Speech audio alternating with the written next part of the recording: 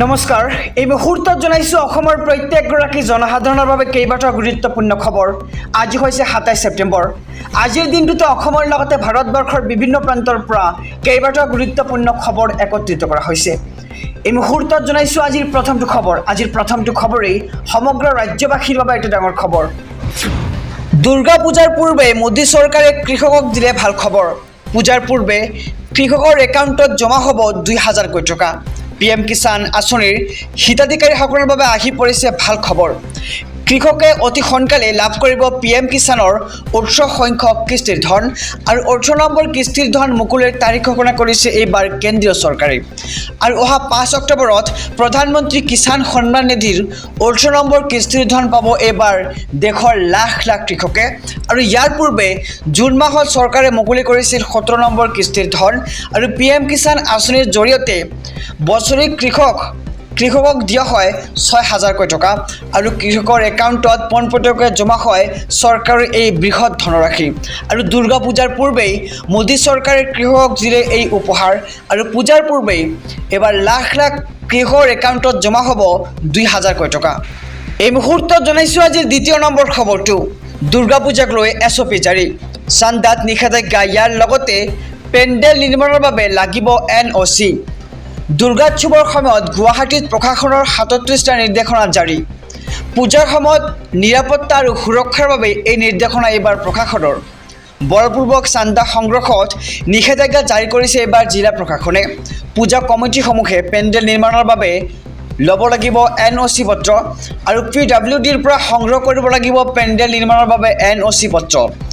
লগতে জৰুৰীকালীন অৱস্থাৰ বাবে ৰাখিব লাগিব চিকিৎসক আৰু চিকিৎসাকৰ্মী, পৰ্যাপ্ত পৰিমাণে মহিলা আৰু পুৰুষ স্বেচ্ছাসেৱক নিয়োগ কৰিব লাগিব আৰু পেণ্ডেলত অগ্নি নিৰ্বাপক সামগ্ৰী মজুত ৰাখিব লাগিব আৰু পৰিষ্কাৰ পৰিচ্ছন্নতা আৰু খোৱা পানীৰ যোগানৰ ওপৰত গুৰুত্ব দিব লাগিব এইবাৰ পূজা কমিটিসমূহে।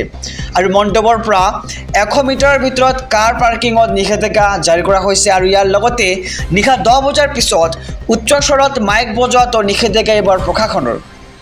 লগতে জৰুৰীকালীন ফোন নম্বৰ মুকলি কৰিছে জিলা প্ৰশাসনৰ ফালৰ পৰা। পুলিচ প্ৰশাসনৰ লগতে APDCL, GMC আৰু NDRFৰো নম্বৰ মুকলি কৰিছে এইবাৰ জিলা প্ৰশাসনে।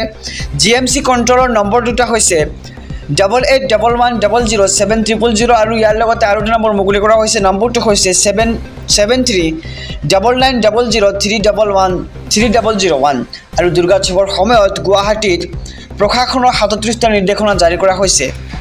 এই মুহূৰ্তত জনাইছোঁ আজিৰ তৃতীয় নম্বৰ খবৰটো। ই-ৰিক্সাক লৈ আহি গ'ল ডাঙৰ খবৰ। এতিয়াৰ পৰা য'তে ত'তে ৰখাব নোৱাৰিব ই-ৰিক্সাসমূহ।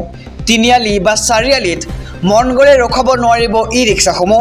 তিনিআলি আৰু চাৰিআলিৰ পৰা 10 মিটাৰ দূৰতহে উঠোৱা বা নমোৱা কৰিব পাৰিব যাত্ৰীসমূহক আৰু 1 মিনিটৰ ভিতৰত উঠোৱা নমোৱা কৰিব লাগিব যাত্ৰীক। আৰু যাত্ৰীৰ পৰা ই-ৰিক্সাৰ চালকে ল'ব নোৱাৰিব অতিৰিক্ত ভাড়া আৰু প্ৰথম কিলোমিটাৰত 10 টকাতকৈ অধিক ল'ব নোৱাৰিব ভাড়া আৰু পৰৱৰ্তী প্ৰতি কিলোমিটাৰত 5 টকালৈকেহে ল'ব পাৰিব ভাড়া। আৰু কোনো ধৰণৰ নিচাজাতীয় দ্ৰব্য সেৱন কৰিব নোৱাৰিব ই-ৰিক্সা চালকে আৰু নিচাজাতীয় দ্ৰব্য সেৱন কৰিলেই চলাব নোৱাৰিব বাহন আৰু 5 জনতকৈ অধিক যাত্ৰী কঢ়িয়াব নোৱাৰিব এতিয়া ই-ৰিক্সাসমূহে আৰু চালকৰ কাষত বহুৱাব নোৱাৰিব অন্য যাত্ৰীক। আৰু নগাঁও জিলা পৌৰসভাই ই-ৰিক্সাক লৈ বান্ধি দিলে এই নিয়ম আৰু এই নিয়ম অতি শীঘ্ৰেই ৰাজ্যৰ আন জিলাতো কাৰ্যকৰী কৰা হ'ব আৰু নিয়ম নামানিলে বিপদত পৰিব ই-ৰিক্সাৰ লগতে ই-ৰিক্সাৰ চালক অথবা মালিক আৰু আন জিলাতো এই নিয়ম প্ৰযোজ্য হোৱাৰ সম্ভাৱনা দেখা গৈছে। আৰু ই-ৰিক্সাক লৈ আহি গ'ল ডাঙৰ খবৰ। আমি খবৰটো জনাইছোঁ SB অসম মিডিয়াৰ সমূহ দৰ্শকক। এই মুহূৰ্তত জনাইছোঁ আজিৰ চতুৰ্থ নম্বৰ খবৰটো। ADRE পৰীক্ষাৰ্থীলৈ ডাঙৰ খবৰ।